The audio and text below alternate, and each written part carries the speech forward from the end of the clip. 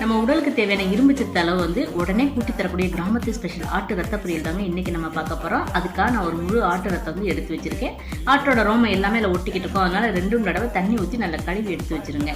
இப்போ கைனால ஆட்டு ரத்தத்தை வந்து நல்லா இந்த மாதிரி உடச்சி விட்டுருங்க. உங்களுக்கு இந்த மாதிரி செய்யற கஷ்டமா இருந்துச்சுன்னா முதல்ல ரத்தத்தை வேக வச்சுட்டு அதுக்கப்புறம் சின்ன சின்ன துணங்களா நறுக்கி எடுத்து வச்சிருங்க.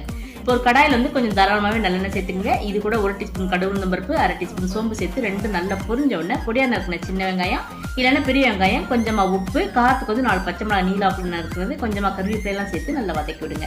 இப்போ இது கூட 2 டீஸ்பூன் அளவுக்கு இஞ்சி பூண்டு பேஸ்ட் சேர்த்து அதையும் நல்லா வதக்கிடுங்க. இப்போ நல்லா கரைச்சி எடுத்து வச்சிருக்க அந்த ஆட்டு ரத்தம் அப்புறம் மஞ்சள் 1 டீஸ்பூன் சேர்த்து நல்ல மிதமான தீயில நல்லா வதக்கி விடுங்க. ரத்தம் உரையிறக்காக கடையிலே உப்பு சேர்த்து தான் வச்சிருப்பாங்க. அதனால தேவைப்பட்டா நீங்க செக் பண்ணி பார்த்துட்டு உப்பு சேர்த்துக்கலாம். இப்போ தண்ணி சேர்த்து இல்லாம ரத்தம் நல்லா இந்த மாதிரி வதங்கினதுக்கு அப்புறம் 1 டீஸ்பூன் அளவுக்கு மிளகுத்தூள், அப்புறம் உங்களுக்கு பிடிச்ச அளவுக்கு தேங்காய் தூள், கொத்தமல்லி தலை சேர்த்து நல்லா கலந்து விட்டு பரிமாறுங்க. அவ்வளவுதாங்க. ரொம்ப டேஸ்டியான இந்த ரத்த பொரியலை மறக்காம ட்ரை பண்ணி பாருங்க.